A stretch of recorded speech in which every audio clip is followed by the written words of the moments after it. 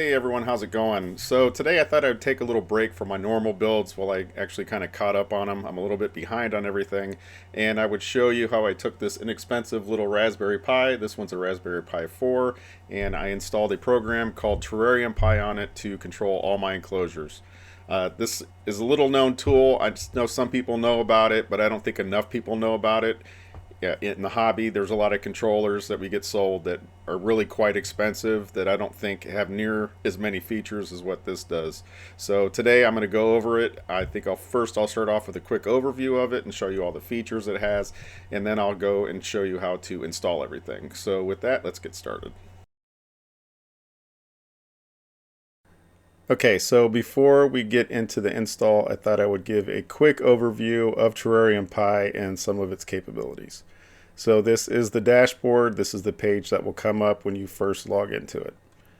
Here is the uptime. This is how long the system has been up and running without interruption. Here is the power usage. Here's the water usage. This is mostly for if you have misters running. This is the total amount of usage of your power and water based on how long the system has been set up. So this system itself here I'm using has been up for 7 months. I've used 922 kilowatt hours, and I haven't kept track of the water. No real need for me to do that. Over here on the right, these are your enclosures. So this is actually kind of, you could set up areas. I have this set up. This is the Luke enclosure, and then I have it split up into east, north, and west walls and my frog and tadpole racks. Now over on your right is the menu. So obviously we're on the dashboard. Here is the weather. So this is a cool feature. You can go to a website which is listed on the TerrariumPI site. Go to this website, register for it, and you could pull an API key for whatever area of the world you want. And not only will it update in real time the weather currently in that location, but you can have TerrariumPI set up to mimic those conditions in your enclosure. Now, calendar, here's where you will set up notifications. Say it's time to make fruit fly cultures or time to buy supplements, anything like that.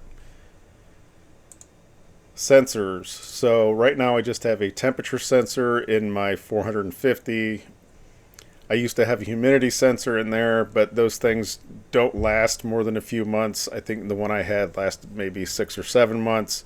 They're really not meant for 90% plus humidity constantly for their entire life. So you can also hook up other sensors, soil moisture sensors, CO2 sensors. There's a big list on the website I can show you later.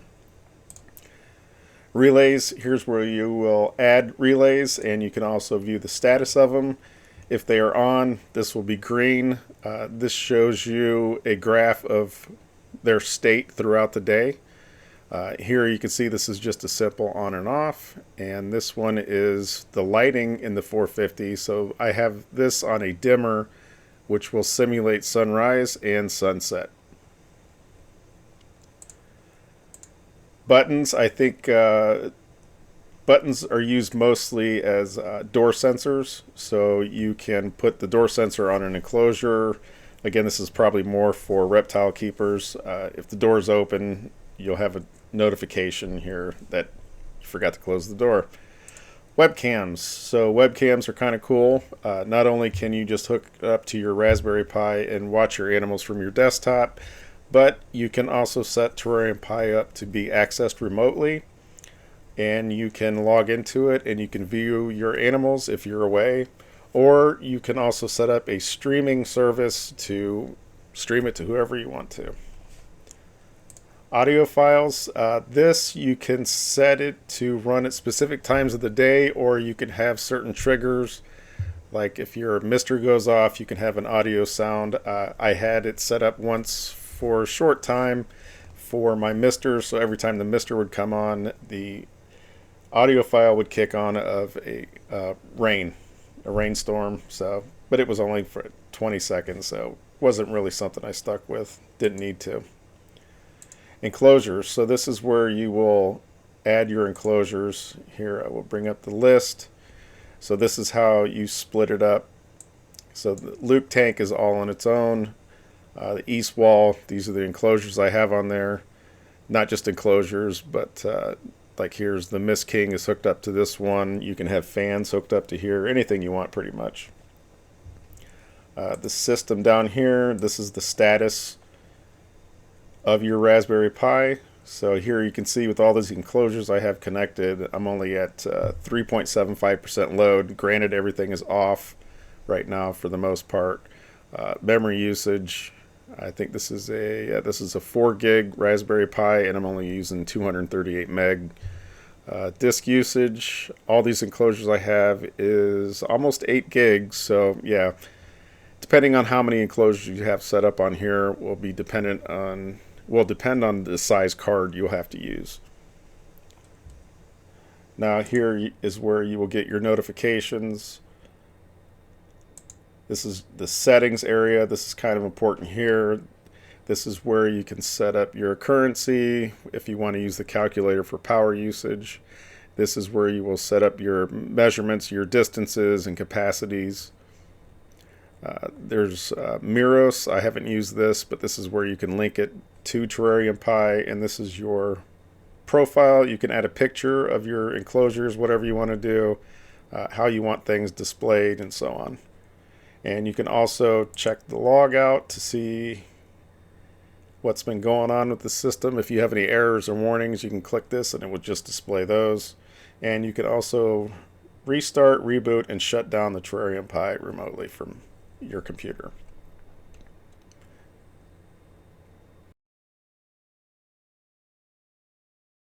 Okay, now we're going to get to the fun part, and that is installing TerrariumPI onto our Raspberry Pi. So the first thing you need to do is get the Raspberry Pi imager, and to get that you go to raspberrypi.com, click on software, and then select the download for whatever OS you're using. Next, we're going to need an SSH client. For that, I use MOBA Xterm. You can also use PuTTY. They both work the same. I like MOBA because it has extra features to it. Now, once you get both of those installed, then first thing you want to do is open up the Raspberry Pi imager. I'll center that here. Now, this is where you select the device you're using, the operating system, and your storage or your micro SD card. So go ahead and click on choose your device. Now I'm going to be installing this on a Raspberry Pi 4. 3 will work just as well. It's not optimized for Raspberry Pi 5. There are some issues with it. So I'm going to go ahead and select the Raspberry Pi 4 that I'm using. Now operating system, it's really important that you click and download the correct OS for this. So you have the list here. You want to go to Raspberry Pi OS Other. Then you want to scroll down and you want to go to Raspberry Pi OS Legacy 32-bit Lite. You cannot use the 64-bit, it's not supported, and you do not want the full Raspberry Pi OS download. So go ahead and click this Raspberry Pi OS Legacy. Now you're going to click on storage and click on your SD card. Now click next. I'm going to clear these settings out. Click no here. So you would normally just click next, go to edit settings. This is important here. This is so you can remote in, and it also sets up a few things ahead of time rather than waiting till you get into the install of the OS. So the first thing you want to do is click on set host name. I leave it at the Raspberry Pi.local default. Next you want to set up a password so you can log into your remote session. So I always just go with Pi and Raspberry, all lowercase. Now you can configure your wireless LAN. If you are connecting directly with a Ethernet cable, you don't have to worry about this, but for me, I like to just do everything wirelessly. So here you will type in your SSID.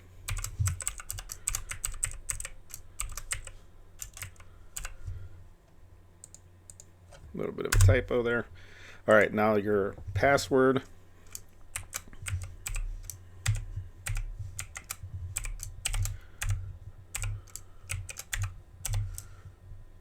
I hope I typed that in right. Now you're going to select your wireless LAN country for those of us in the US. Now you can set your local settings. So here's your time zone and your keyboard layout. Again, in the US, you just type in US. Now, services. This is important here. You want to enable SSH. This allows you to actually remote into the Raspberry Pi. Now, I don't know why this is always coming up here, but I like to delete this key and just go to Use Password Authentication. Now from here, we're all done. You can click Save. Back to this window and click Yes. Now this is going to tell you everything's going to be wiped from the SD card, which is fine. All right, now it's going to start preparing to write. This part can take a little bit of time. I do suggest that you get yourself a quality micro SD card. If you get a cheap one, the read-write speeds are usually pretty slow. They're not very reliable, and I've had issues with them just crapping out in the past. So do yourself a favor, pay a few extra bucks, and get a good one. All right, so this always pops up. You just click Cancel, click OK, because the Raspberry Pi Imager is going to do everything for you. All right, now this is going to take a bit. It's going to write to the card, and then it is going to also verify the download and the install. So from here, I guess I will show you a little bit more about the TerrariumPI program itself. So this is the home page for it. This just goes over all the releases. As you can see, this is actually 11 years old now, Raspberry Pi. This was from July 31st of last year. Now the features, here's what I was showing you before: local weather and climate mirroring. So there's a lot of language support for this too. And this just goes over a lot of the stuff I already went over previously. Okay, moving on to the hardware section. So this tells you the Raspberry Pi info. Now this is important here if you are going to use anything connected physically to the Raspberry Pi. You're going to notice if you click here, so a lot of the pins are labeled, especially if you use a hat. The hat is just a module that fits over top of these pins. Now when you're setting up the relays, you're not going to go by the GPIO or the IO pin numbers. You're going to go by the physical pin numbers. So that's these. You can see they don't line up. It says GPIO 26, which is actually physical pin 37. So just something to keep in mind if you are going to connect anything to your Raspberry Pi. All right, moving down. So there are a lot of expanders you can add on to here. So you can add multiple devices to your Raspberry Pi. Now down here goes over, starts off with the relays. So there are a ton of relays you can use. Some of them work differently than others. These symbols here, I have a dark screen, so you can't really tell, but there is a symbol here, and this dial indicator means that these are dimmers. So actually for my 450, I do use a dimmer to simulate the sunrise and sunset. Another thing that I use a lot is the Casa Smart. This is really easy to set up, and once we get everything installed, I'll go ahead and show you how to set these up. Now scrolling down, you can see that there are a ton of sensors you can use, not just temperature and humidity, but there are other things that you really probably won't use: altitude, pressure, CO2.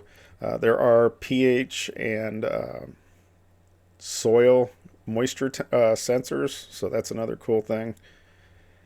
Now there's buttons. Here's the magnetic door button I was talking about earlier to let you know if you have an enclosure door open. Here's your webcam list, and all of these you can click on them and it will give you instructions on how to connect these to your Raspberry Pi. So let's go back and check out our imager and see where we're at. Okay, it's almost done writing.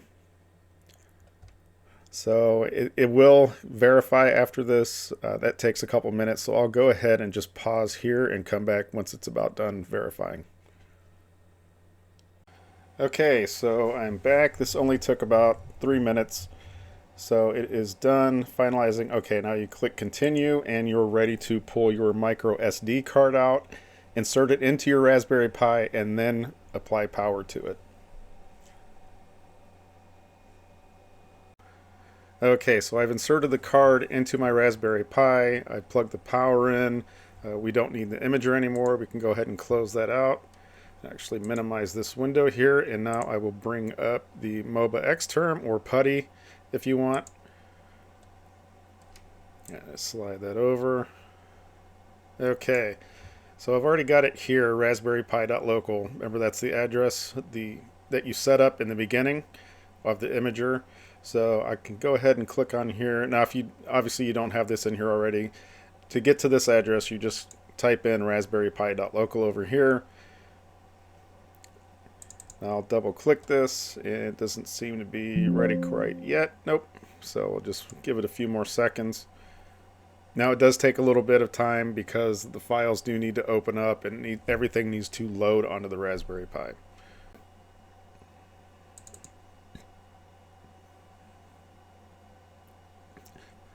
Okay, so I've clicked on raspberrypi.local. It's opened up, so now we need to accept this host key and continue connecting. Now this is the password you set up in the imager, so it is pi as the login. Now I've already logged into this before, so normally the password field will open up. You'll type it in, you won't see the cursor or anything moving, that's fine, it is entering. Alright, so now we were in. Let me go ahead and slide this over a bit and make room so you can see what I'm doing next.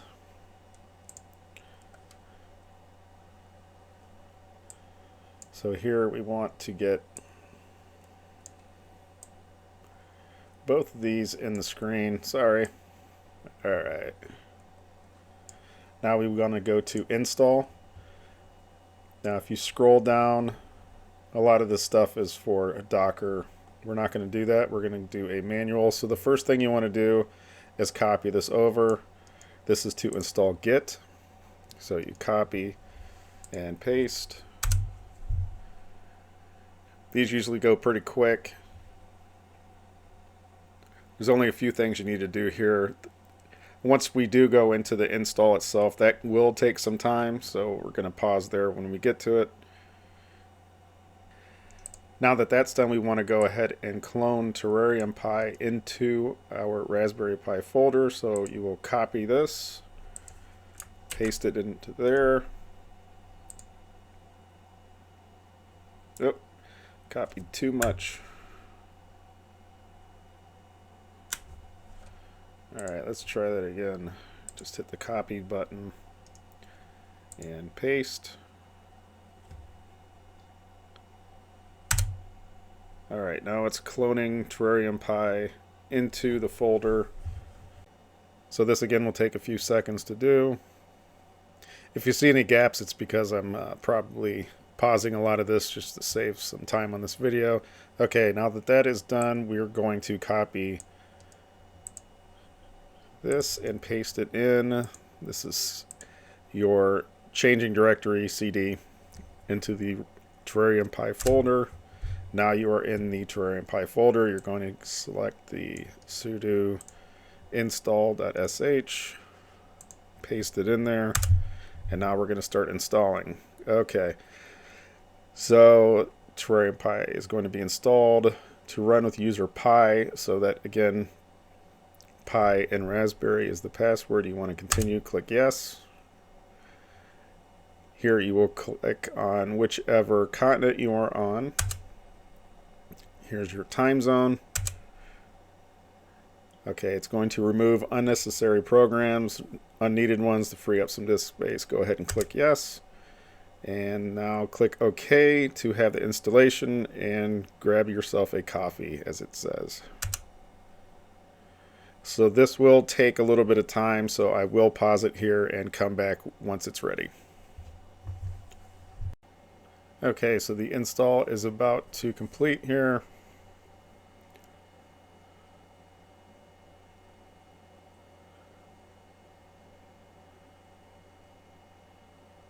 All right, now we're going to click yes to reboot. and you're going to see the countdown here. Now this will take another few seconds for it to come up. To log into the dashboard for the first time, you're going to copy this address, put that into your browser. Actually, paste it here. You're going to replace this with raspberrypi.local.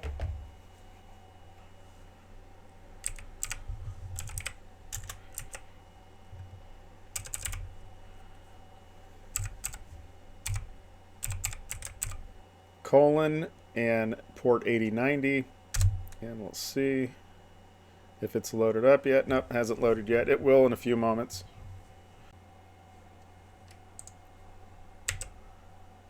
Okay, there we go. All right, so now we are in. Let me go ahead and exit out of this. Let me expand this window. Okay, now it is set up. You can see our uptime. It has been up for 1 minute now. You can see the power usage. Everything is at 0. So the first thing I like to do, so we'll need to log in first. You'll click login, and it is going to be admin and password. I think I may have fudged that. Yep. Admin, all lowercase, and password also all lowercase. All right, and now we are in. So the first thing I like to do is go to the system. You go to your settings. You can change that later. So here's where I will start changing the units. So I'm going to go to US dollars. I'll do this in Fahrenheit. Distance is inch. Wind speed, this really doesn't matter here, but I'll go ahead and put miles per hour. Say I don't know my water price and I don't know my power price, so I'll just skip that stuff. Here you can also change your password. All right, go ahead and click save once you've made all the changes you want to. All right, so we'll go home and dashboard again, and here you can see the Raspberry Pi I have running right now already has a temperature sensor connected to it. So that is the nice thing about it. When you connect the one-wire temperature sensors, it will automatically pick that up. So there's nothing you have to do there. The only thing you will have to do is change the settings here, or I'm sorry, change it from centigrade to Fahrenheit. All right, now you can see it's flipping over. The C hasn't changed to an F yet, but that's fine. So another thing you want to do, go to sensors, click on your temperature sensor, and here you want to click on edit sensor. So you can see it already pulled all this information. It named it for you. So here is where you can start adding in alarms. If you have max temperatures you want your enclosure to be at or don't want it to be at, this is where you will set it. So alarm minimum. So this is the coldest temp you want it to be in your enclosure. So for me, dart frogs, 65 is as low as I want it before it sets an alarm off. The max temperature I want, I will put 80. That's usually the limit for dart frogs.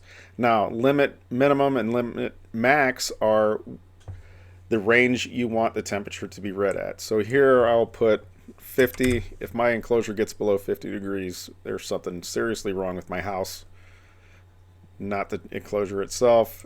Maximum, I'm going to put 90. Again, if my enclosure gets to 90, that's pretty bad. You can go ahead and click save, and this will update in a moment. It takes a few minutes sometimes for these to update. Now relays, so this is where you can start adding in. So there's no relays here, so I will click new relay. Now I already have a dimmer set up. I will show you that hardware later too if you like. So my light with the dimmer, I want to go to hardware and I want to go down to Where is it here? DC dimmer. Now the address. So this is the pin, the physical pin number that your dimmer is on. So for mine, it's plugged in. I have a hat on my Raspberry Pi. So actually, I'm going to go back to the setup Raspberry Pi, just a quick reference here. Go to hardware. So my is on IO pin 5, GPIO pin 5, which is actually physical pin 29. So that's where I want to go here, and I'll put in 29. Now I'm going to give this a name. So it is going to be main lights. The wattage, I have a 45 watt light over there. Over top of it, water flow. Obviously there's no water with your lights. Now you can click save. All right. Now I'm actually going to add a few more. So I do have a couple fans on there. So here I will just go with the GPIO pin, GPIO devices. So again, my one fan is on IO pin 22, and IO pin 22 is physical pin 15. So here I will type in the 15, and this is fan 1. Wattage, I think it's like a 2-watt fan at the most.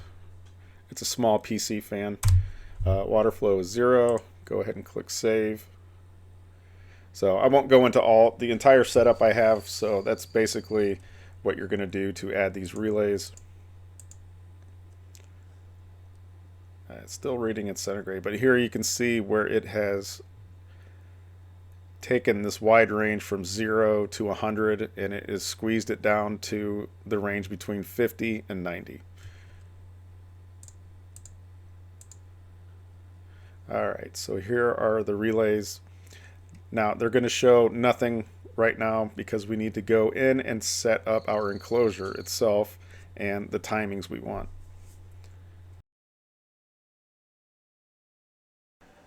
Alright, so after setting up our relays, now we can go in and start setting up our enclosures. So the first thing you want to do is click on New Enclosure and give it a name. We will do Frog1 for this. Alright, after we have our new enclosure set up, there it popped up, Frog1, we want to go ahead and start adding our relays and scenarios in here. So we will click on New Area.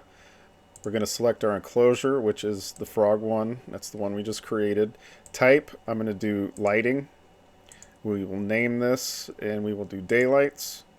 Now the mode we want for our lights is timer. We want the lights to come on at 8 a.m.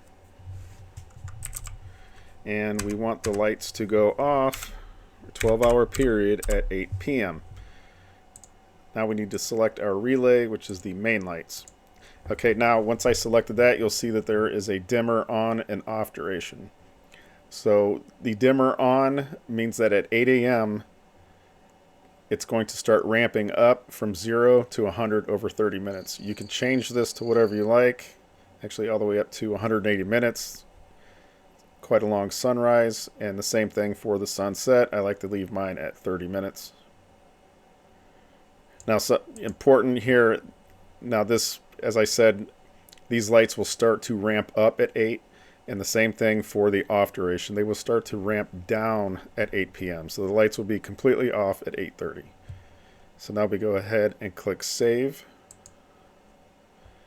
And that is our lighting is done. Now we'll click new area again. Wait for it to come up. Now, it says frog one here, but it always shows the last one you were just in. So we do need to select this again. I don't know if I clicked that correctly. Okay, type. Now we're going to go to cooling. We're going to go to this here and name it fan 1. Now the mode, again, we're going to do timer. Now if you wanted to base when this fan comes on and off for, say, cooling, You would set it to sensor, and as your sensor you would select your one wire, and that's where those alarm minimum and max would come on. So for this you would set it to a high alarm. You'd select the relay you wanted to come on, which would be the fan 1. So once it hit the high alarm for the temperature of this one wire sensor, the fan would kick on. And once the alarm went away, then the fan would turn off. But for now, we'll go back to the timer mode, because it's actually something I want to show you here with the timers when you start setting up a misting system like your Mist King. So here we'll go ahead and we will delete the one wire temperature. We don't need that in there since we're just going by a timer. Alright, so this is when the fans will come on. This actually not when they will come on. This is the duration of time during the day that you want the fans to be operable. So we will select, actually I like to go, whoops.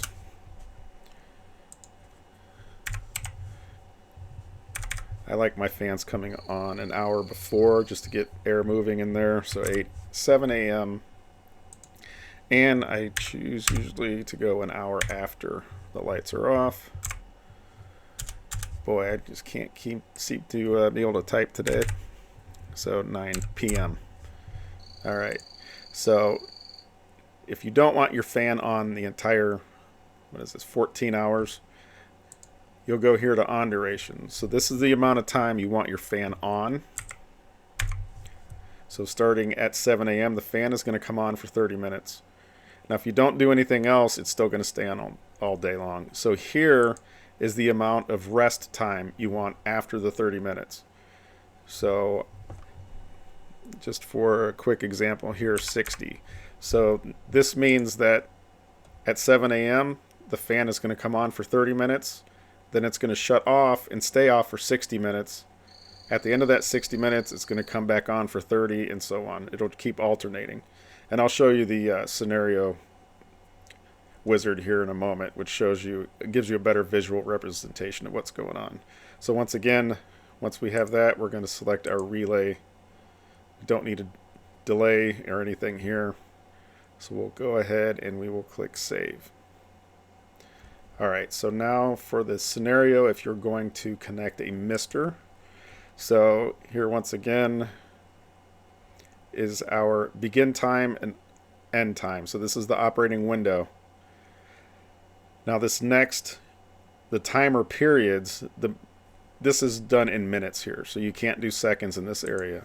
So if obviously we want the mister to be on, so we're going to add 1 minute. Now we don't have an off duration, so you can see it's all highlighted here, so the mister would be on all day. Here is the interval between the times you want the mister to come on. So if we, and again this is in minutes, so if we selected 180, that's 3 hours in between the mister coming on.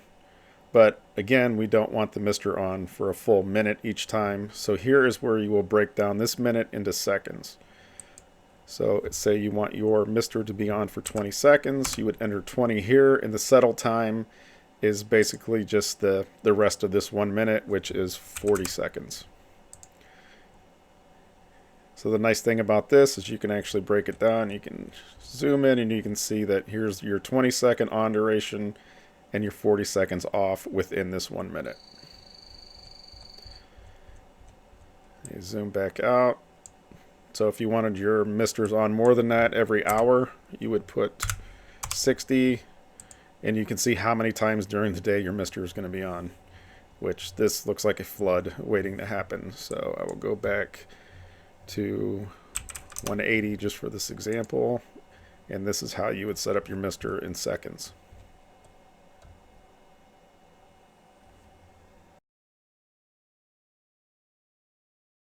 Alright, so everything I've shown you up till now has been physically connected to the Raspberry Pi in order for TerrariumPI to control them. Now if you don't want to get into that part, connecting anything to it, the easiest method I have found is to use Casa smart plugs and smart strips. And I've actually got a bunch of that stuff hooked up to the lights on the rest of my enclosures. So as an example here, I've logged into my main TerrariumPI, which controls all the enclosures I have. And let's see, we'll go to the bilinguist. I'll show you an example of a Casa Smart strip. So we'll go here to edit relay. So this is really simple. Unfortunately, the first thing you need to do is use the Casa app to get the strip or the smart plug onto your network. Once you do that, you can find the IP address. Now, so here's the IP address of the smart strip, and this comma, and then the 2 after it is the plug number. So I have 6 outlets. So if I wanted to control outlet 1, this would be 1 here. I think it's 1. It might be 0. I'll have to check on that.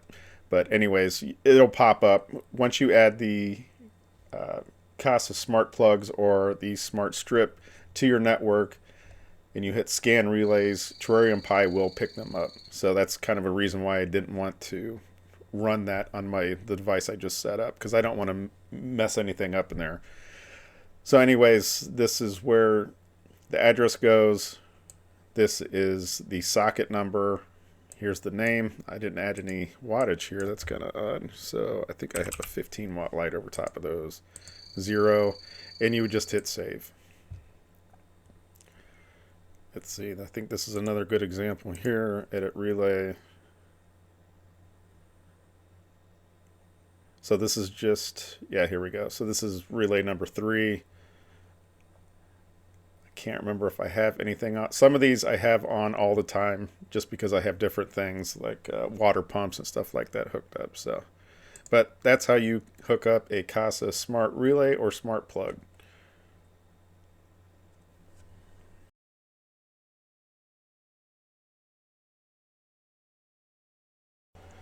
All right, so I thought I'd give a little example and show you a picture of one of these setups I have of a Raspberry Pi that's operating one of my terrariums. So the power is coming in at the bottom left, which goes to a distribution block. From there, it feeds the various relays I have, as well as going to a buck converter, which drops the voltage down from 24 down to, I believe it's the 5 volts and 3 amps into the Raspberry Pi. I've also got a couple sensors hooked up there. None of the things in here are really expensive. I think the most expensive one is the Raspberry Pi, which is 50 bucks. The power distribution block there, I think that might have been like 15 bucks or something. The hat, I think, is also like $15. Those relays I use are also not just on-off relays, but they are PWM, so you can dim lights with them. But just a quick example of what you can do with it. Now, another thing I forgot to mention about using the Raspberry Pi for something like this is expandability. You don't have to start off with a setup like this. You can slowly add bits and pieces to it over time. Now, before anyone asks, no, I will not build these for anyone. It is electricity. I don't know how you're going to use it, how well you're going to put it together. So the chance of fire, if you don't know what you're doing, can be high. So yeah, I don't want to get sued by sending someone something that they don't use properly and catch their house on fire. That said, if you do want to build something like this, you can reach out to me and I can give you a parts list based on whatever it is you want to set up. Alright, well, I hope you enjoyed today's video. I know it's a little different from what I've done previously, but I thought I would go a little deeper into how I control all my enclosures. It's kind of a fun project once you start getting into it, and it really does save you a lot of money compared to what's out there for the hobby. Now, another thing I would like to bring up is that I have opened up a Morph Market store. I've gotten a lot of requests on Facebook from people asking me about the froglets I have, so I will put a link up to that as well. And I just want to say thanks for everyone who supported me up to this point, and I will see you on the next video. Thanks.